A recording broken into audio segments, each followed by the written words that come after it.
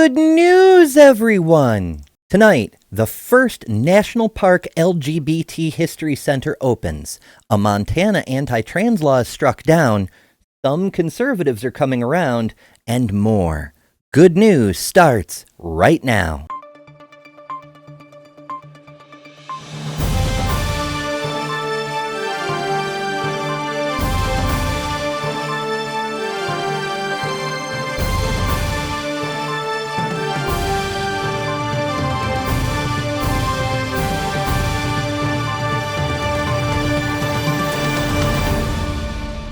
First up, a state judge declares Montana's trans erasure law unconstitutional. Last year, Montana passed a law attempting to define trans people out of existence by constructing faulty criteria for the terms male and female, and requiring all government agencies and entities to consider only a person's sex assigned at birth with respect to documents, pronouns, and access to facilities. This law followed a 2022 court decision in which a previous law that required proof of gender affirmation surgery in order to allow a change of gender markers on government documents was also blocked. The solution, it seemed to Montana Republicans, as in many other states including Tennessee, Kansas, and Oklahoma, was to circumvent the Constitution by writing the very concept of intersex and transgender identity out of existence. Unfortunately for them, it turns out this law was even more unconstitutional. Perhaps the lawmakers might take a stab at reading the Constitution instead of trying to get around it just for the sake of wanton cruelty. Unfortunately, that's unlikely to happen. A spokesman for the state's governor, Gianforte, said his boss is proud of the defunct law for codifying a common-sense definition of sex.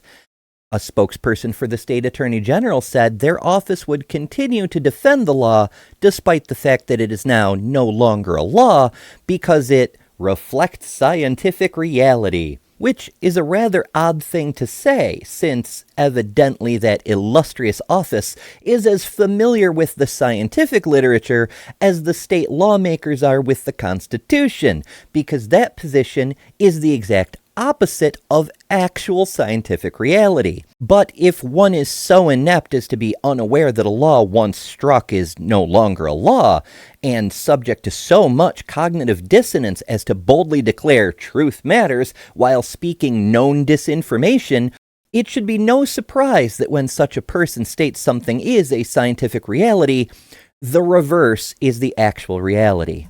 Montana's government is, of course, renowned for their enthusiastic genocidal fervor toward all members of the LGBT community, from passing laws barring drag performances, blocked by a federal judge for infringement of the First Amendment, to an attempt to restrict health care for transgender minors, also blocked as discriminatory and statistically homicidal, with a host of measures of various severity in between.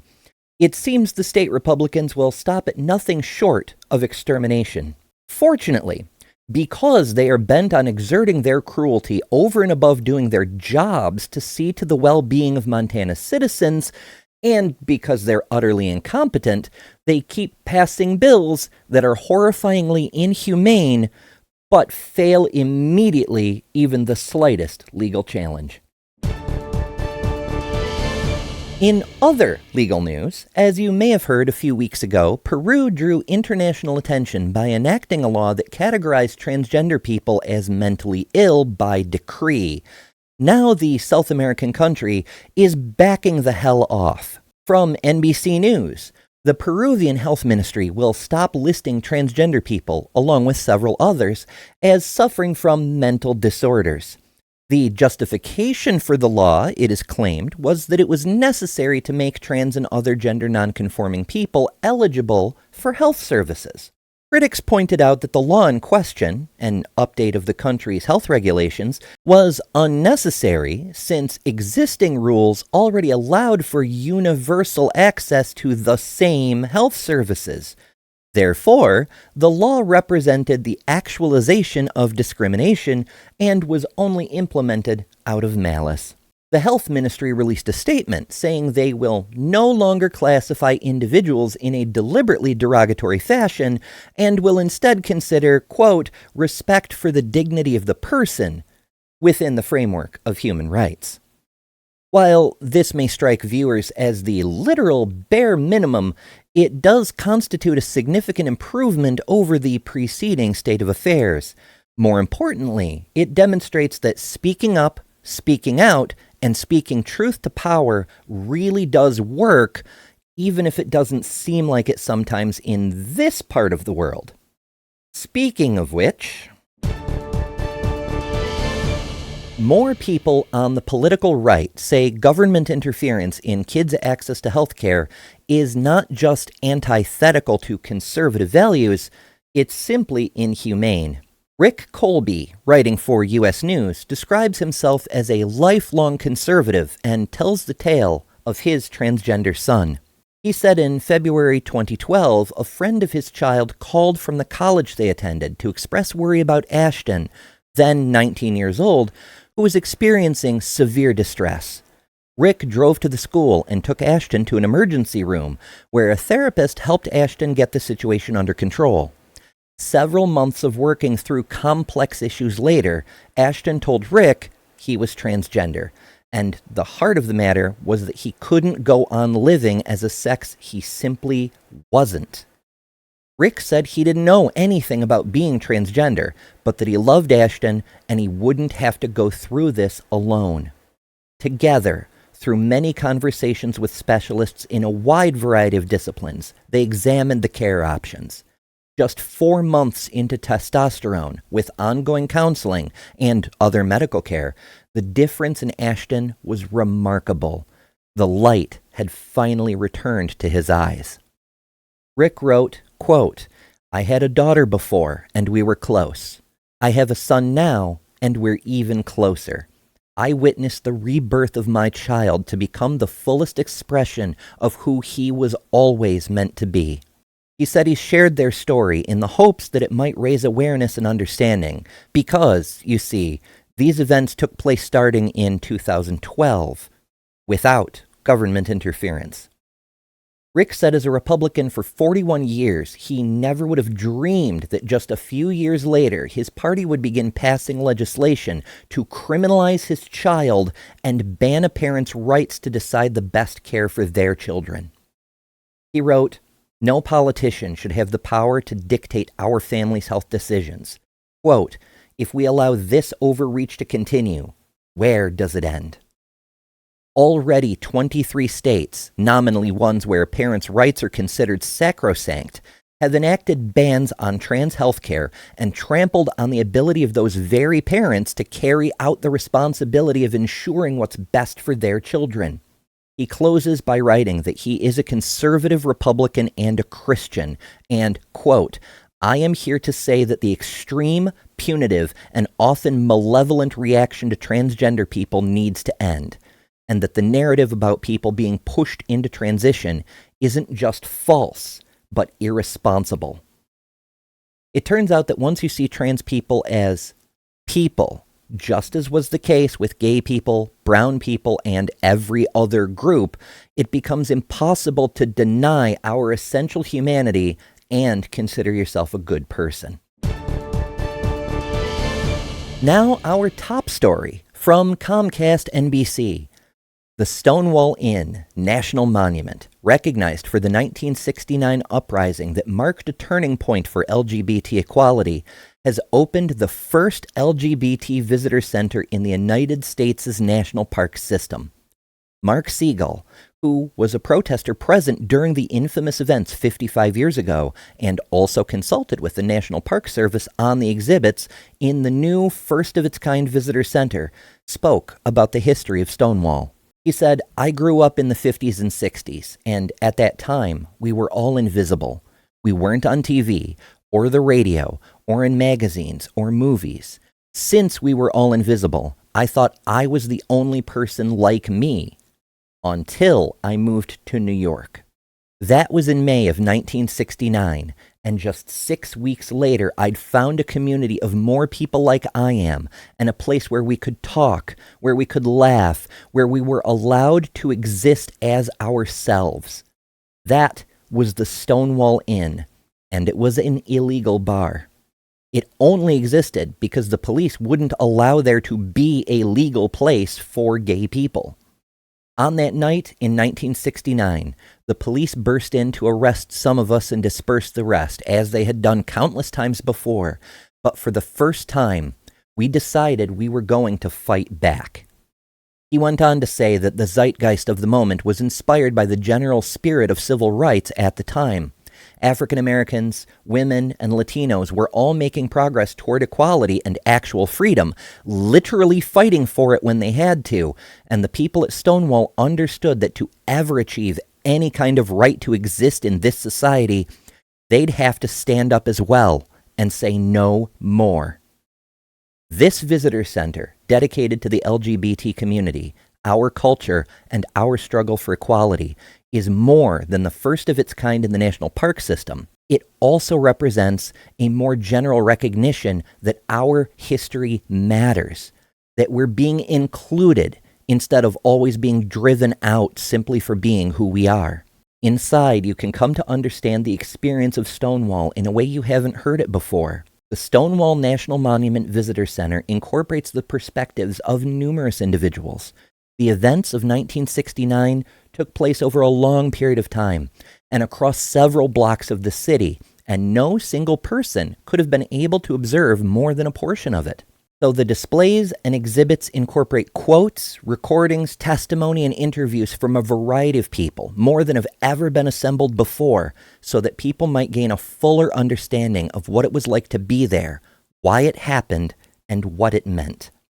There is also an active component to the center. For example, there is a theater inside where films will be shown exploring the whole struggle for LGBT rights beyond Stonewall and what it took to come as far as we have as an intersectional community with a unique culture only now finally starting to come into its own. The Stonewall National Monument Visitor Center opened on June 28th at 51 Christopher Street in Manhattan. If you'd like to know more and can't get to New York to see it for yourself, you can find it online at stonewallvisitorcenter.org. And a bonus story. To close out the recently concluded Pride Month, the Niagara Parks held to the tradition of lighting up the falls in the colors of the rainbow flag. And then transitioning to the trans flag to show support and a spirit of inclusiveness for this segment of the community currently being excluded in so many places on this side of the new Gilead border. In a statement, the park said the display is to honor the community's resilience, history, and ongoing fight for equality. The rainbow illumination of the falls is a testament to Niagara's commitment to fostering a welcoming and inclusive environment, and the pink, white, and blue highlight solidarity with the transgender community, which is very nice to see. If you enjoy content like this, make sure to subscribe. Support our work by becoming a patron at patreon.com/TheTransPositions and reap heaps of benefits.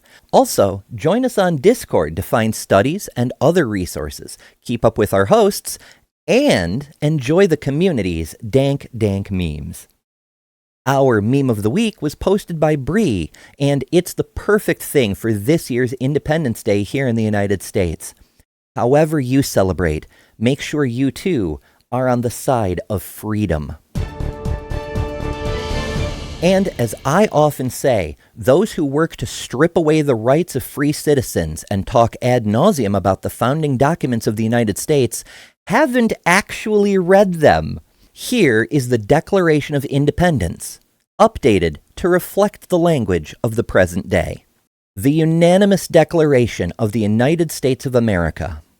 When, in the course of human events, it becomes necessary for one people to dissolve the political ties which have connected them to another, and to assume the powers which the laws of nature entitle them, respect for the perspectives of humanity requires that they should declare the causes which impel them. We hold these truths to be self-evident, that all people are born equal, that they are endowed with certain unalienable rights, that among these are life, liberty, and the pursuit of happiness, that to secure these rights, governments are instituted, deriving their just powers from the consent of the governed. Whenever any form of government becomes destructive of these ends, it is the right of the people to alter or abolish it, and to institute new government, laying its principles and organizing its powers in a way that seems most likely to maximize their safety and happiness. Prudence dictates that governments long established are not changed lightly, and accordingly people are more disposed to suffer, while evils are sufferable, than to set things right by enacting changes to their institutions. But when a long series of abuses makes clear a state of despotism, it is their right, it is their duty to throw off such government and to provide new stewards for their future security. Such has been the patient suffering of these former colonies, and such is now the necessity which obliges them to alter their former systems of government.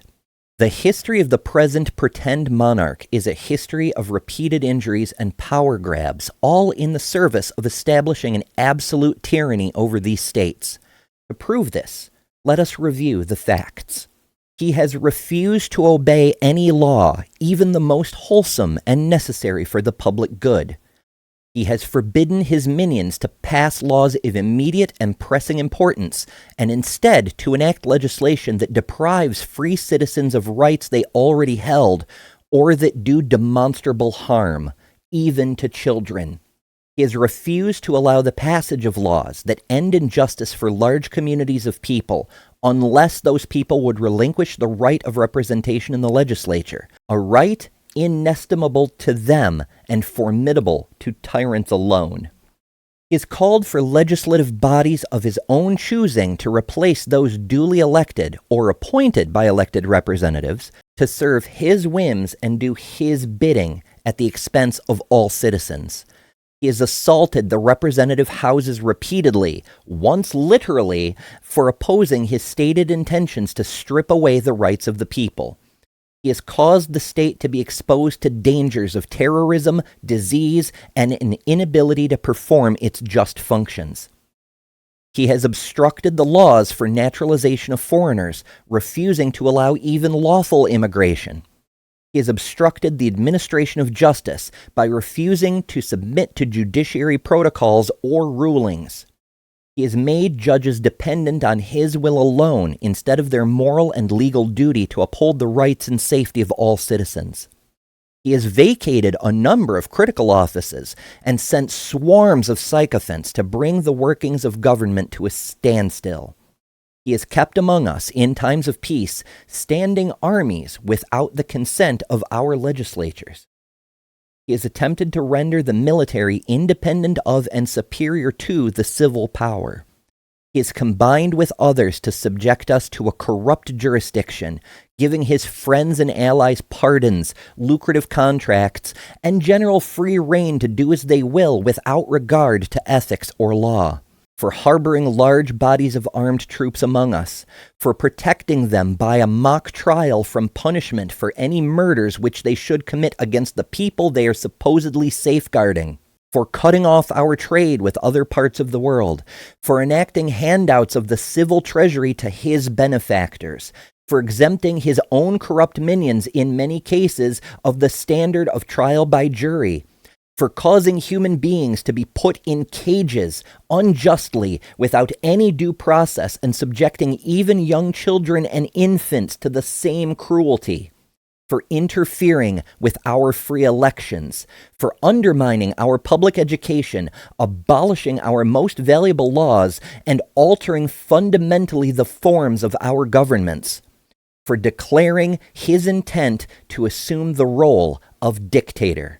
He has abdicated any right to government here by waging war against our laws, our Constitution, and the citizens themselves. He has plundered our economy, ravaged our environment, set terrorists upon us, and ended the lives of our people. He is, at this time, readying legions of supremacists to complete the works of death, desolation, and tyranny, already begun through acts of cruelty and perfidy scarcely paralleled in the most barbarous ages, and totally unworthy of the head of a civilized nation. He has excited domestic insurrections among us, and he has endeavored to empower the celebrants of genocides, whose known rule of action is an undistinguished destruction of all ages, sexes, and conditions within whatever people group they happen to despise. In every stage of these violations, we have petitioned for redress. Our repeated pleas for justice have been answered only by repeated injury. A prince whose character is thus marked by every act which may define a tyrant is unfit to be the ruler of a free people. Nor have we been wanting in attentions to our conservative brethren. We have warned them of the attempt by their party to extend an unwarrantable jurisdiction over us. We have reminded them that tyranny knows no mercy, and once we who stand for freedom are no more, they will surely be the next victims. We have appealed to their senses of justice and empathy, and we have begged them by the ties of our common kindred to disavow these actions, which would inevitably erase their own freedoms as well. They, too, have been deaf to the voice of justice and of humanity. We must, therefore, acquiesce to the necessity and hold them, as we hold the rest of mankind, enemies in war, in peace, friends.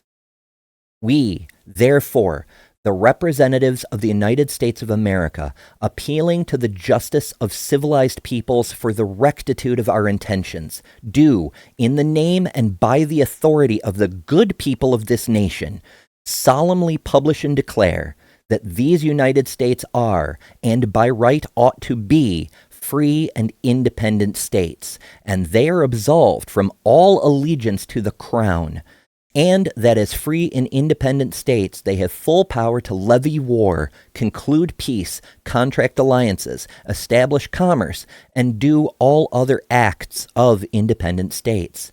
And for the support of this declaration, we mutually pledge to each other our lives, our fortunes, and our sacred honor. Happy Independence Day. For the Transpositions, I've been Ember Belrad.